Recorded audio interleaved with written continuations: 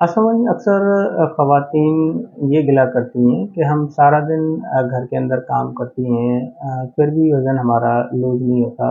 जबकि ये कहा जाता है कि आप वो वॉक करें तो वज़न कम होना चाहिए। फैक्ट्रीज़ के अंदर भी मुलाज़िमीन की ये शिकायत होती है कि हम सारा दिन सुबह से लेकर शाम तक काम करते हैं, फिर भी हमारा वज़न कम नहीं होता। ये तो समझ में आता है कि ऑफ़िसेज़ के अंदर बैठकर सारा दिन आप काम करें, आप हरकत ना करें और एक जगह पे बैठे रहें, आप मूवमेंट कम करें तो आपका वज़न बढ़ सकता है। तो ऐसे लोग जो कारखानों में, फैक्ट्रीज़ में काम करते हैं, वो इस तरह के प्रॉब्लम्स का सामना क्यों करते हैं या क्यों इस तरह से मोटापे को फ़ेस करते हैं। और होता भी है अक्सर जो फैक्ट्रीज़ के अंदर काम करने वाले मज़दूर तबका है या लेबर तबका है, उनका वज़न इतना ज़्यादा नहीं होता बनिस्बत जो ऑफ़िसेज़ में काम करने वाले लोग हैं या एक जगह पे बैठ के काम करने वाले लोग हैं। आज हम बात करेंगे नॉर्मल पैदल चलने में और प्रॉपर वॉक करने में क्या फ़र्क है। नॉर्मली जब आप पैदल चल रहे होते हैं या किसी जगह पे आप काम कर रहे होते हैं, तो आपकी तवज्जो बढ़ जाती है। आप पैदल चलते हुए आप मख़सूस काम जो जिस फ़ील्ड में आप काम करते हैं, वो भी सरअंजाम दे रहे होते हैं।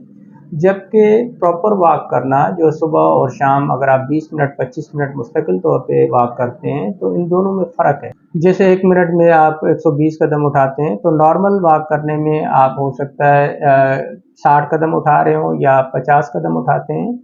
फ़र्क तो आता है, फ़ायदा तो होता है आप नॉर्मली वॉक करें या प्रॉपर तरीके से वॉक करें, क्योंकि जब भी आप 1 मिनट में जितने कदम उठाएँगे उस हिसाब से आपकी कैलोरीज़ बर्न होंगी। प्रॉपर वॉक करने में ये फ़ायदा होता है कि आप जब मुसलसल एक समत जा रहे होते हैं और मख़सूस स्टेप उठा रहे होते हैं मख़सूस वक़्त में, तो आपके जिस्म से इस तरह के हार्मोन्स रिलीज़ हो रहे होते हैं, जो मजमूई तौर पे आपकी बॉडी के ऊपर अच्छे असरात मुरतब करते हैं। जबकि नॉर्मली पैदल चलने में या किसी जगह पे काम करते वक़्त आपके ऐसे हार्मोन्स रिलीज़ नहीं होते, बल्कि आपके ऊपर एक ज़हनी तौर पे काम का दबाव होता है। जैसे हम नेगेटिव सोचते हैं तो उससे हमारी बॉडी के ऊपर असरात पड़ते हैं, पॉज़िटिव सोचेंगे तो उसके भी आपकी बॉडी के ऊपर असरात मुरतब होंगे। वॉक करने के लिए कोशिश ये करें कि आप अकेले ही वॉक करें। जब लोग ज़्यादा एक साथ वॉक करते हैं, तो उनमें से अगर कोई एक फ़र्द भी बददिली का या बेदिली के साथ वॉक करना शुरू कर दे, तो उसका असर फिर सारे लोगों पे पड़ता है और वो भी सुस्ती दिखाना शुरू कर देते हैं। शुगर के पेशेंट्स और हार्ट पेशेंट्स को चाहिए कि मुसलसल तेज़ कदमों के साथ वॉक ना करें, बल्कि अगर आपने 20 मिनट वॉक करनी है तो 5-7 मिनट के बाद थोड़ा-सा वक़्फ़ा लें और फिर बाद में वॉक को कंटिन्यू रखें।